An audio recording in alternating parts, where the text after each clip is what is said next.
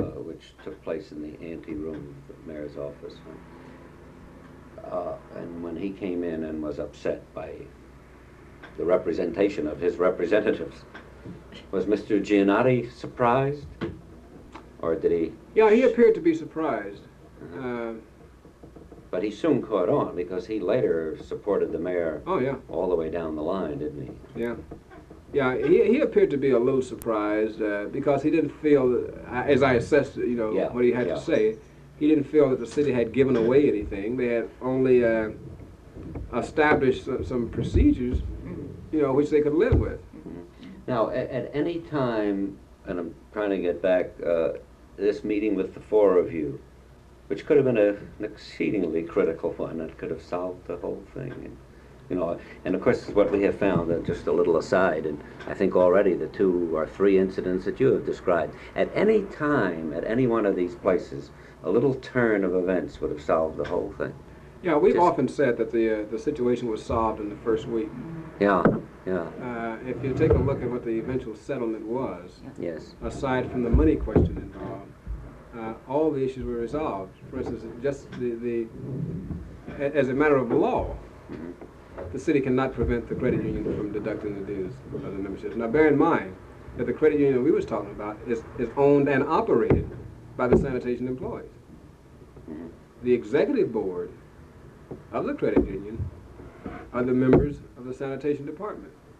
And they could have met at any time and voted that the credit union would deduct the dues. But what the mayor did was this, because some person in his office serves as the executive secretary or director of the credit union, he would not allow him to meet.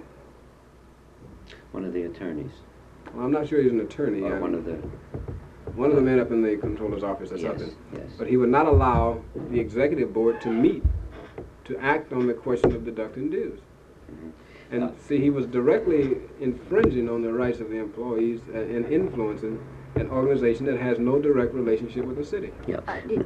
Well, I was going to say something that may not change the subject, but I think something that's very significant for the record, because the mayor has stated, and several people have corroborated his statement, that Mr. Werf said to him, "You give me this dues check off and you could write your own ticket," and I'm now paraphrasing.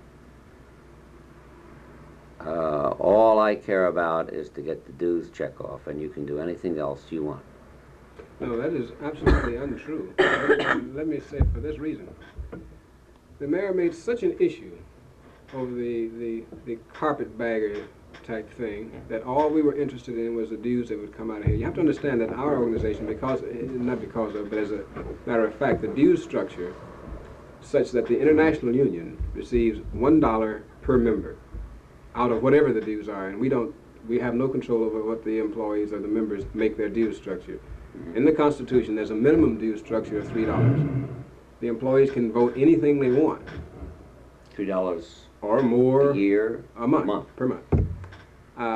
Of which the international office receives $1 for servicing of the total membership and whatever else we do, all the other services we provide. He made such an issue over this that the president said, to settle this question, we want no per capita out of Memphis, Tennessee. What we will do is whatever, if you allow this to take place, whatever would go to the International Union, we would send it to Memphis or leave it here for a charitable program or whatever, to make sure that this is done. The mayor can either sit on a board or appoint someone to sit on the board. We will have one minister or clergy person from the white community, one from the Negro community, and they can administer the program, do whatever they want to do with the funds. That was one position. It was made crystal clear that this situation was not a membership drive effort, and we didn't even know what was going to come out of it. But we said that's what you can do with the money that would come to the International Union. Of course, it was charged as branded as a PR stunt and this type thing. But to this day, we have not received $1 per capita tax from the sanitation strike, nor do we intend to. For how long? Well, as we said, for the length of the contract, whenever it is, whenever it expires. That Well, was what's just- happened to the money? It comes back to Memphis. It goes into community programs and projects. Did you ever appoint the committee? No, the mayor would have no part of it.